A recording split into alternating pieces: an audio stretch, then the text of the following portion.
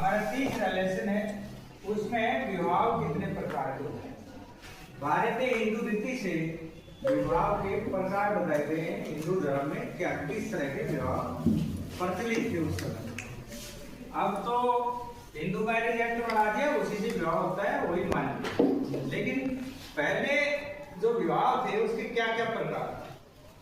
पहला विवाह था ब्रह्म विवाह। कौन सा था? ब्रह्म विवाह। ऐसा यजमान या ऐसा लड़का होता था जो वेदों को जानने वाला हो,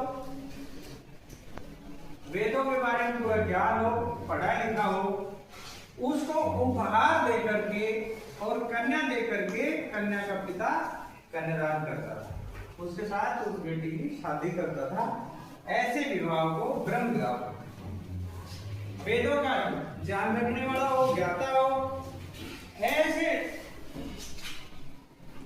लड़के को उपहार और कन्या का दान दिया, इसको कहते थे ब्रह्म। दूसरे प्रकार का था विवाह देव विवाह। देवताओं की तरह विवाह होता था।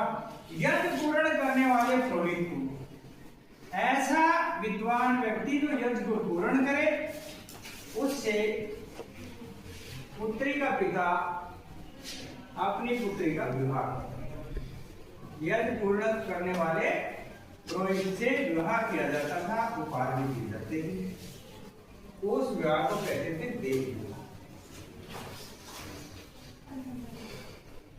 तीसरा विवाह था आर्ष विवाह। क्या था? आर्ष, जो आजकल चलता है आर्ष विवाह। इसमें कन्या का दान देता था पिता और एक जोड़ी बैल देता था दान, ताकि खेती कर सके, खेती का व्यवसाय था उसको। एक जोड़ी बैल और अपनी कन्या का दान देता था, कन्यादान करता था। ऐसे विवाह को आर्ष विवाह क्या कहते थे? आर्ष। उसके बाद चलता है प्रजापति विवाह। प्रजापति विवाह ऐसा विवाह होता है जिसमें पिता अपनी पुत्री का विवाह करता है, जो बच्चे के साथ विवाह करता है, लड़के के साथ विवाह करता है, और उनको आदेश देता है कि तुम गृहस्थ जीवन में प्रवेश करके सामाजिक दायित्व पूरा करो, समाज में जो काम है उसको अच्छे से करो। ऐसे विवाह को प्रजापति विवाह